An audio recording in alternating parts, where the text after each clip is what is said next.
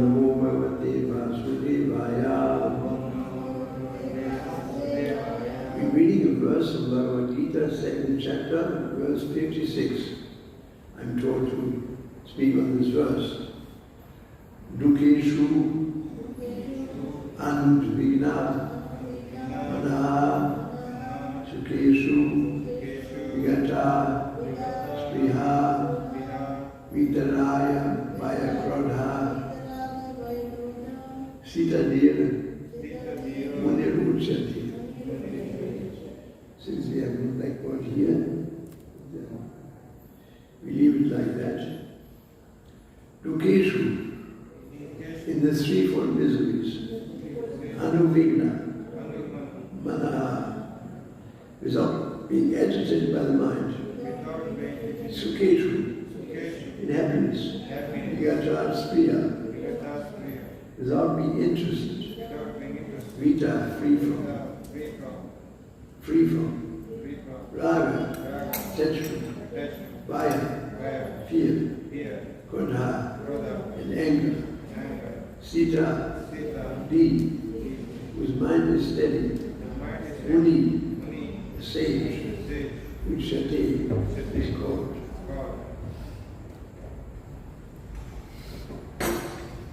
One who is not disturbed in mind, even amidst the threefold miseries, or elated when there is happiness, is free from attachment, fear, and anger, is called a sage of steady mind, Herbert. The word Muni means one who can agitate his mind in various ways for many speculations without coming to a effective conclusion. It is said that every Muni has a different angle of vision. Unless a Muni differs from another Muni, he cannot be called a Muni, the sixth sense of the term. Na Shabrishil Gayasyamadam Navina. This is a verse from Maharaj. But still a dear Muni is mentioned by the Lord is different from an ordinary Muni. Sita Dear Muni is always Krishna conscious, for he has exhausted all his business for creative speculation. It's called Prasanta Viyesha Manulanta Dara. One who has surpassed the stage of mental speculation has come to the conclusion. The Lord Krishna of Vasudeva is everything, Vasudeva Samati, Samavasudeva. He's called a Muni fixed in mind. Such a free Krishna conscious person is not at all disturbed by the onslaught of the threefold miseries, for accepts all miseries as a mercy of the Lord, think himself only worthy of more trouble to his past misdeeds. They see that his miseries by the grace of the Lord are minimized to the lowest. Similarly, when he is happy, he gives credit to the Lord, thinking himself unworthy of his happiness. He realizes that it is only due to the Lord's grace that he is in such a comfortable condition and able to render better service to the Lord.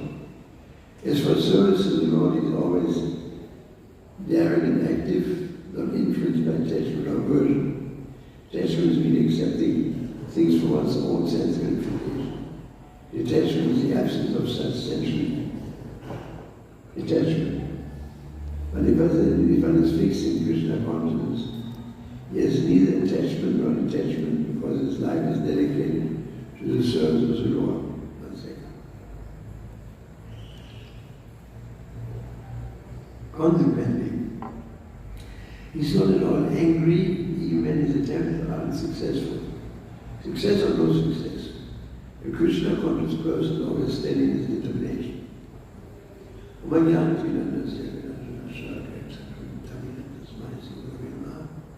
Sri Chaitanya Manubhishtam Stavnamina Bhutale Swayam Bhaganamya Nadati Swaparandaka. Sri Krishna Chaitanya Prabhu Nityananda Shri Girirata. Hare Krishna.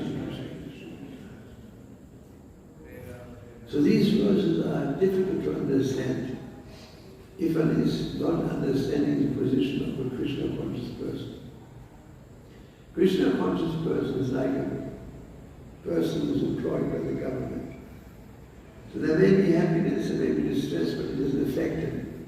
If something is lost, the car is lost, this is lost, that. He's not affected by the loss and by the gains of the government. So there's a lot of money coming in. calculated, but this money. If it's our money, then if you have this misconception, this is mine, I'm a matey, then we are in trouble. Then we experiencing all these things, like the loss of money and gain of money, this and that, attachment, aversion, lusting, and greed, all these different things. They play a very heavy role in our life. But if somebody is in a position of a servant of Krishna, then even if there's happiness and distress, he can deal with it very easily because his consciousness is on Krishna. I'm here, sitting here, trying to serve Krishna somewhere. There may be sometimes this happening or sometimes that happening. C'est la vie. Sometimes it's easy, sometimes not. C'est la vie. But my main focus is on my service. And so all these verses, even the previous verses, let me go up again for 1 second. There's my mouse.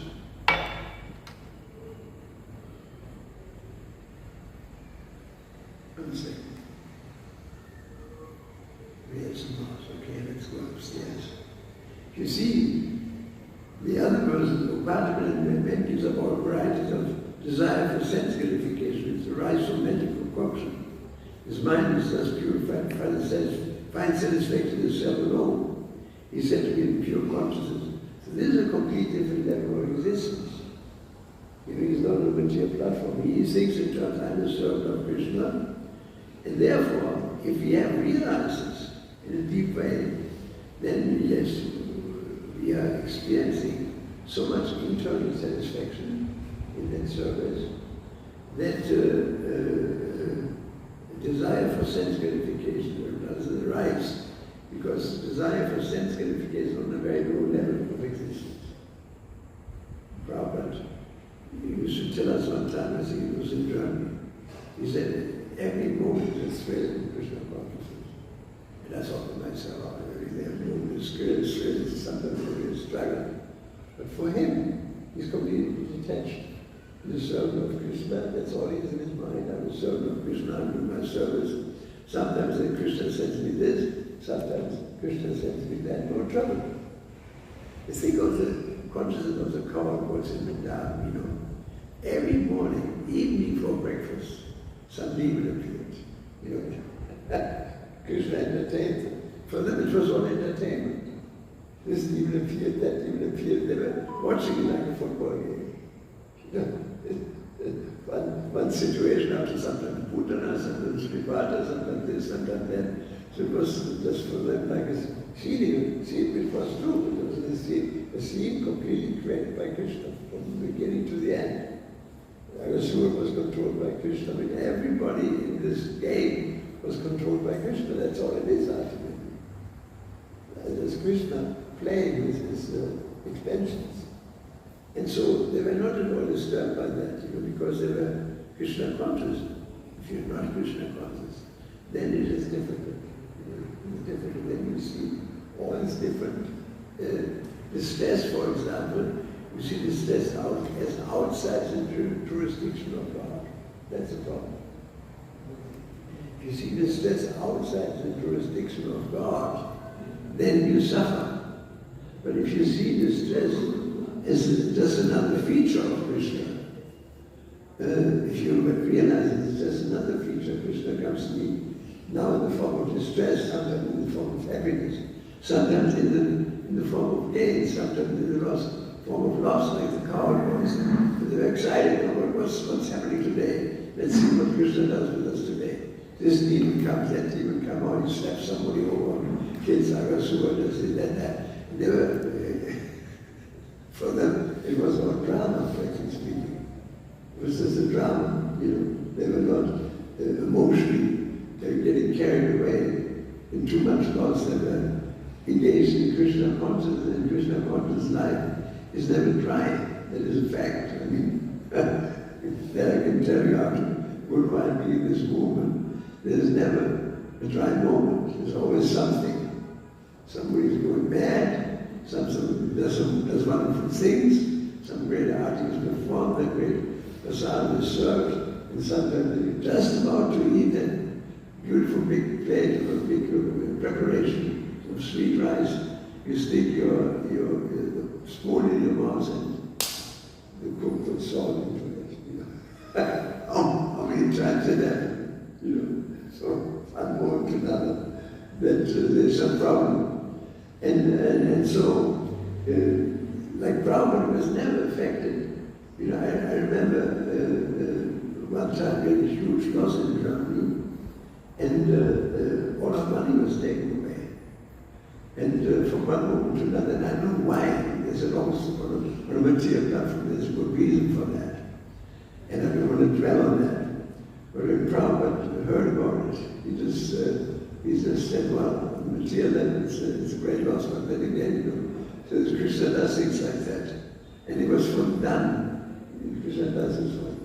It was done for him, it was not at all. He gave us Krishna conscious commentary later to us in Germany.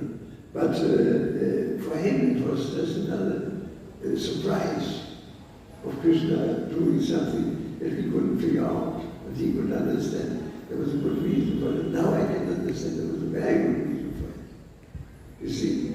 So in Krishna consciousness, we see ourselves as a servant of Krishna. Then all losses, if you don't own anything, what can you lose? Say, for example, you are in charge for all the cars of the German post office.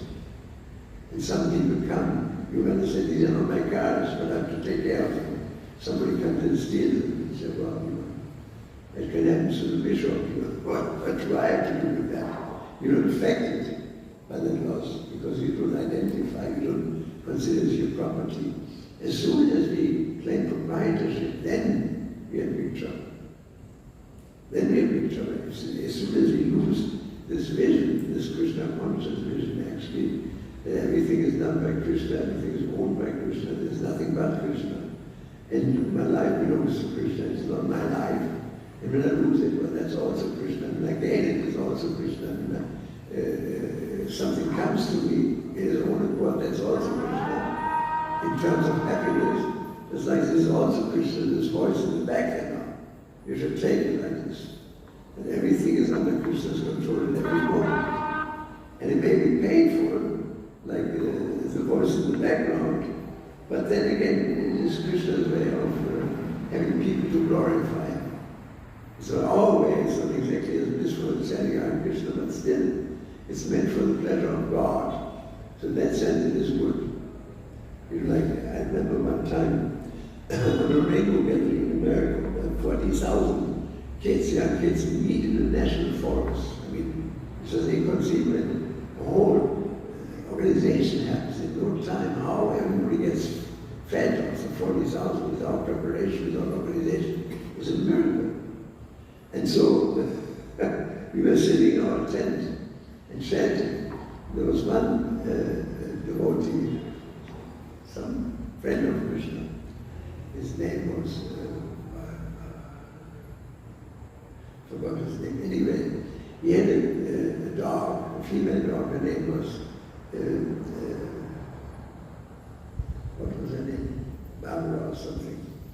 And whenever she heard the kirtan, she would run out of his tent and came over to our place, sat down, watched everybody, sit down like as everybody else. And when I sang, and nobody sang, she was very quiet. And then when everybody started singing, she went, woo, woo. It was not exactly all chanting, but I understood there was something there in her, you know, that felt the soul was singing in her own voice. It was not our voice, but we understood. And so every time I sang and everybody was quiet, she was quiet. She sat there, watched everybody, and everybody started singing. Ooh, she started singing like this. So we can see that God was in her heart. Very often in Russia, I saw a picture there, a film, little video. They had a dog. They came doing kirtan. He stood on his hind legs and started dancing. And he danced with the devotees in great enthusiasm. And then when the kirtan was finished, he fell over and was dead.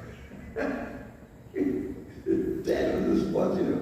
So the last moments of her life, she spent in Krishna consciousness, you know. And then it's so nice to see how the whole creation is actually run by Krishna, even his dog. And so, even if you have worn out, we shouldn't take really sides, because it is just material nature fighting with each other. And it's advisable never to take sides in any kind of conflict.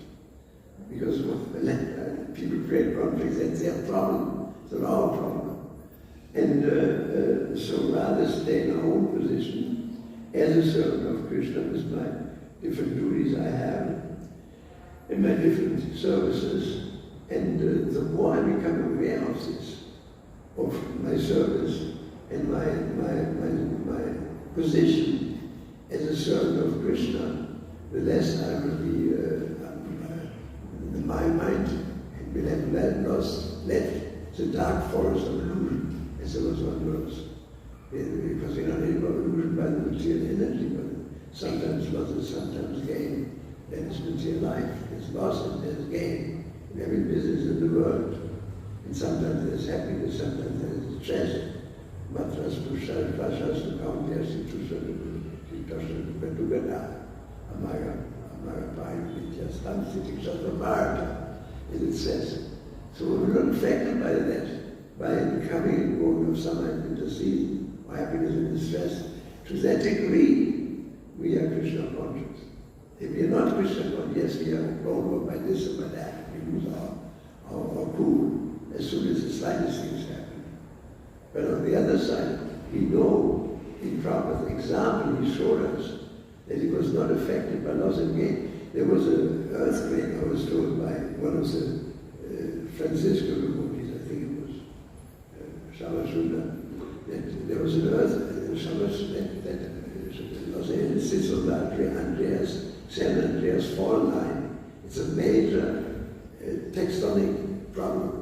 All cities sit on it, and everybody waits for the last Big Bang, for the next Big Bang. And so many earthquakes, so all of a sudden the house started shaking, and strongly the devotees ran off the problem, kept sitting and just kept his feet back and said he didn't move at all. You know, the devotees said, Prabhupada, you have to leave the house. He said, well, I'm fine, you sort of protect me, and if you want to take me, he has his plan, nothing can happen without him. So what I heard was why was going to move around.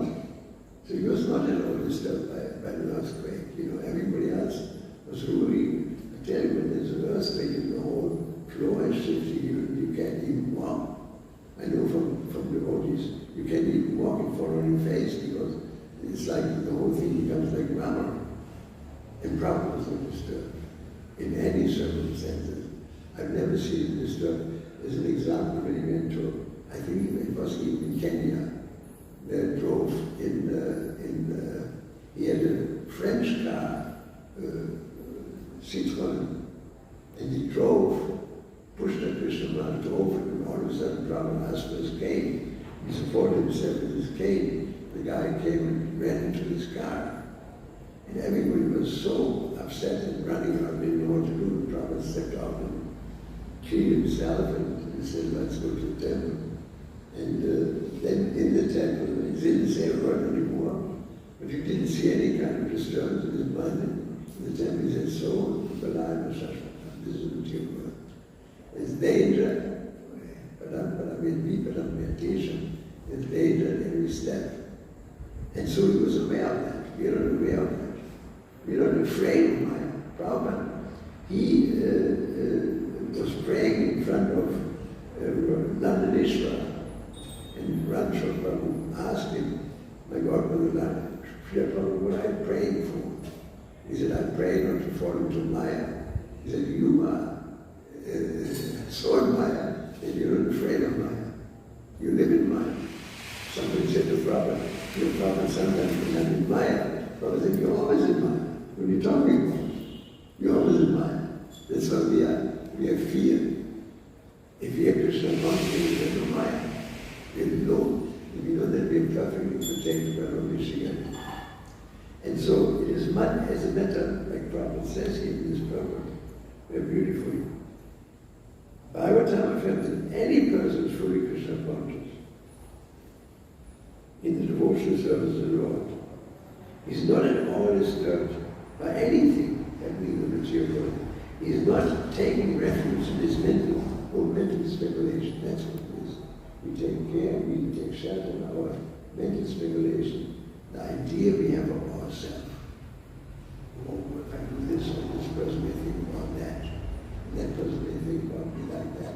This is all concoction. There's no reality to it. Because we are spirit souls.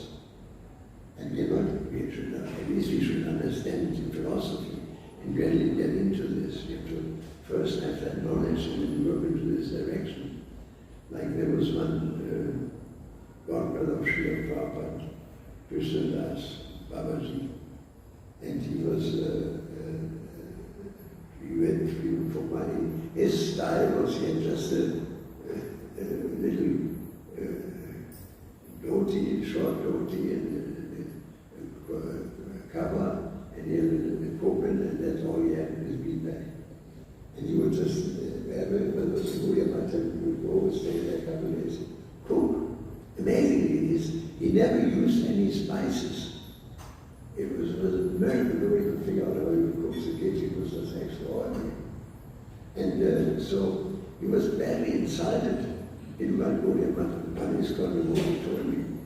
He said, sometimes you just like, sometimes you say it's Iskcon, sometimes it's this, that, you're just like I won't say the word. And he said, oh. He said, it took you so long to find this out. He said, it took you so long to find that out. He didn't take any offense because he was transcendental. That's the whole thing. In a transcendental position, we can deal with all varieties of attacks that come from different sides, like a rich man. A rich man has a lot of money. So he has to lose it's a ticket in town, $5. So it doesn't affect him, he just pays it. If somebody improvement, that $5 is a catastrophe. This is a simple example. He's full of money, and even if he loses 1,000, it doesn't matter to him. But if I lose 1,000, my God, I'm financially ruined. I can tell you right frankly, I couldn't afford $1,000 problem. I couldn't travel for a long time and preach, not possible. So in Krishna consciousness, we have no claims like that, if we are Krishna conscious. Right now, we still have these claims because we put forward this artificial false ego kind of consideration. They're all based on false ego, on the false assumption that I'm the body, that I own something, that I can do something. But if I know I own nothing, then I cannot lose anything. Very simple.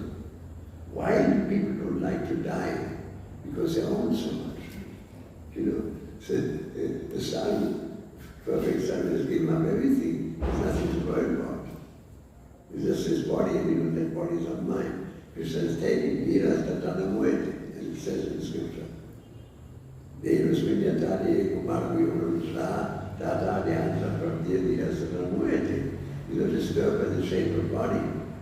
But if you have such an inflated physical existence with so many items and so many things, and so many aspirations and so many stakes in the political arena or whatever, you lose everything at the time of death. Great soul is nothing, Prabhupada had nothing. He had nothing when he lost his typewriter, so what, Somebody gave him another typewriter. Even when somebody took his whole Bhagavad Gita, he was so disturbed. He could not even understand that Krishna is doing something here. Whatever happened, even in the most disastrous situation, when he was in London, he could hardly, I cried, everybody cried. What do you mean I cried? Everybody cried. We saw prophets the last time coming to London. He was like a bag of bones, hardly recognized him. And he was not disturbed. He went by his business of writing letters and translating, no matter how the body felt. The doctor said to him, you have to go on the dialysis, on a machine for his kidney. Ultimately, Prabhupada left the body because of kidney failure.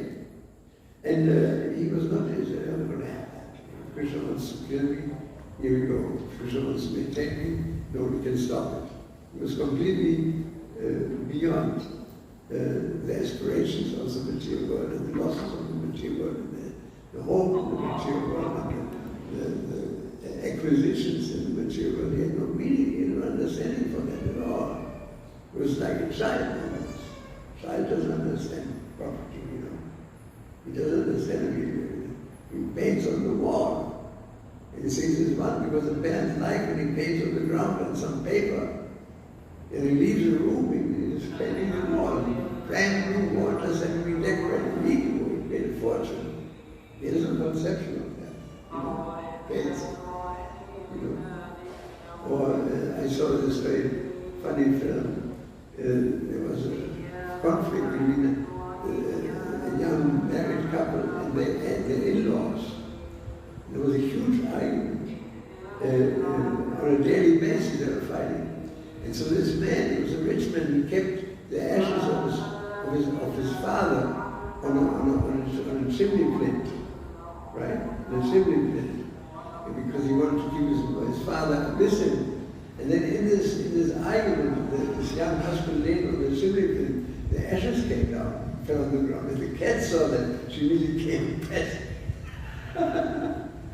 Onto his ashes. I didn't know how they did this. But it was, she had no conception. These are the ashes of the grandfather. So in the material world, we don't have any conception of life without ego, without material ego. We don't have this conception. We can gradually understand this, and these verses become more and more alive the more we are Krishna conscious. They become alive. You can understand immediately, this is this and this is that, and yes. If somebody is on that platform, how is it affected by gain and loss? How is it affected by, even when disease comes, he sees it as something within the jurisdiction of God. Nothing else.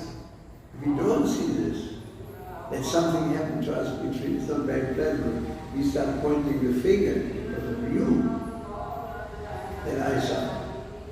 Like I remember the Prabhupada's disciple, I don't think he took ever initiation, but he was Prabhupada's disciple, Peter Bubosh in Hawaii. Very famous, world famous tennis player. And he had a huge, institution where top people came to learn tennis from him. And so he had one big house, and one devotee stayed in his house, young devotee. And somehow they couldn't resist to steal some money from Peter Bubosh because he kept his safe home. So Prabhupada went to Peter Bubosh and Prabhupada, and she had Prabhupada going to be a disciple. He took $10,000 or something. And Prabhupada said, Peter, he's just an instrument of your own activities. You must have done the same thing somewhere, sometimes, somewhere. He said, you don't remember. But he's just an instrument in Krishna's hand. Don't worry about it. It had to happen. It's your own karma. Don't point the finger. It's coming back to you. The Prabhupada was always completely relaxed in every situation, seeing it happening around him, any disturbance, he was not at all disturbed. You know, who was it? Shutakirti told me that he only knew that Prabhupada was sick if he would eat only kitchen.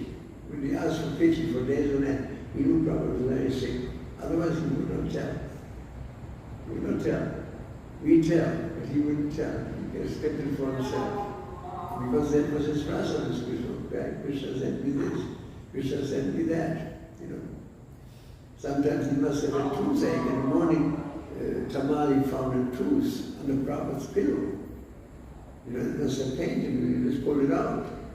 And went on with his business. And Tamal kept his tooth. I was very jealous when I heard that, but I thought I would like to have that tooth of Prabhupada. You know, but you see, that Prabhupada was unaffected by loss and gain. Sometimes loss happened to a big scale. He didn't care.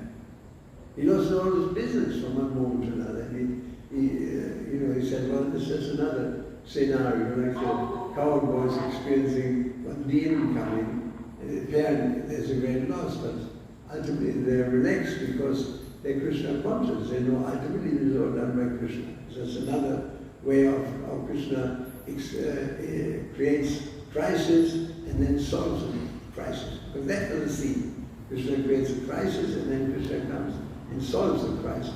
It's like a theater. There's some crisis there, and then the hero comes and solves the problem.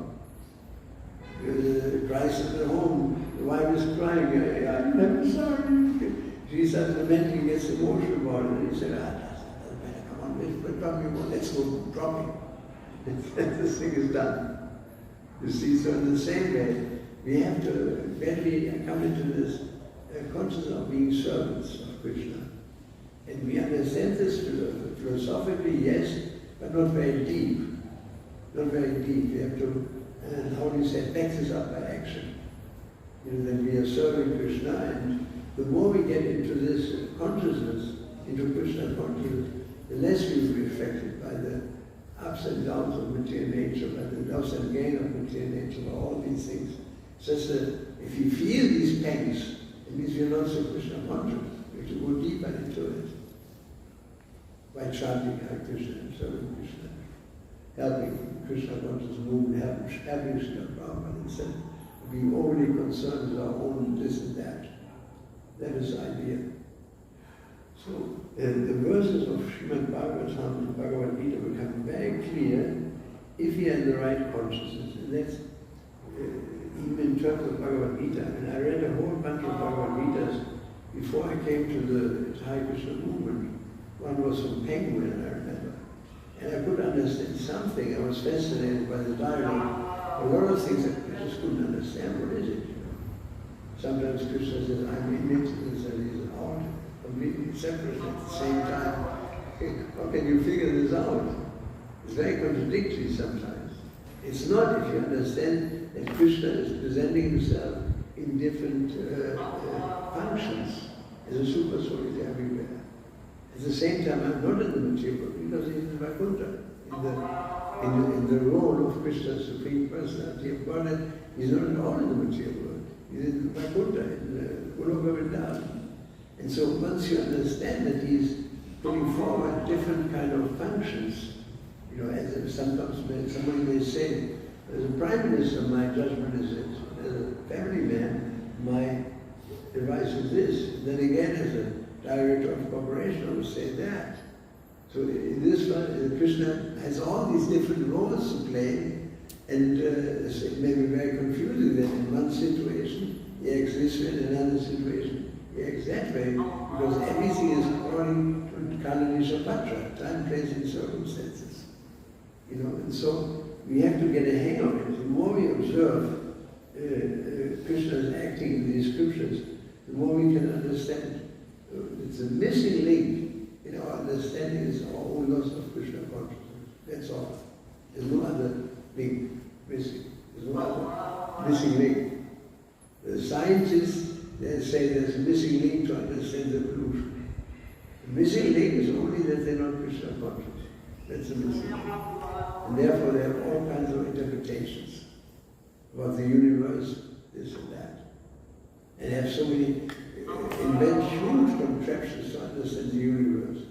As the truth is very simple. If you have Krishna consciousness, then yes, the universe, they pop out of the pores of Krishna. That's the origin of the universe, very simple. There are millions of universes in the material world. We get so much understanding.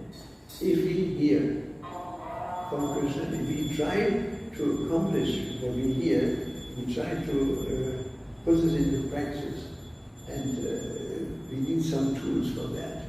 And the chanting of Hare Krishna is one great tool. It brings us more into awareness of our real self as transcendental for all the troubles in the material world. Completely transcendental. We have nothing to do with it. Like Haridas Thakur, he said, in the ultimate analysis, there's only the jiva, me, and the name. That's all. That everything is just deception. I was shocked when I read this the first time, but that's what it is. Everything in its variety of configuration, varieties of heat and cold and happiness and distress, all the dualities are there in this material world. That's all I want to say today. It was nice talking to you. If you have any questions, you're welcome to ask a question. Anybody? You look like a bright fellow there in the back. You must have some questions.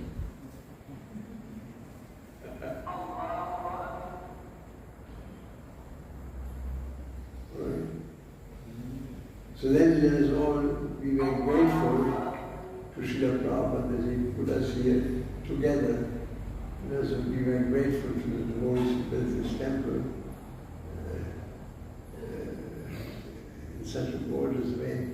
I mean, I was surprised when I heard it took only 6 years to actually build the temple. Of course, the raising of funds took longer. In a very astounding short time, you put this enormous construct here. It requires a lot of work. We built temple in 3 years only. Huh? Temple 3 years. 3 years. Amazing. You know, we are preaching in Munich now for almost 50 years and nothing is happening. Because we don't have the resources, but still it's remarkable. It's a remarkable achievement. Such a short time that Krishna has given you such a nice temple, and that we can practice and worship Krishna. Okay, I'll let you go. Tomorrow, can I give the class tomorrow evening also? No problem. Yeah, tomorrow evening I give another class. Thank you very much.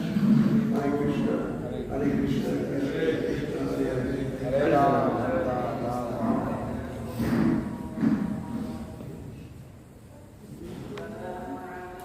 Maybe we said that it gives up all kinds of desires, manufactured by mental speculation.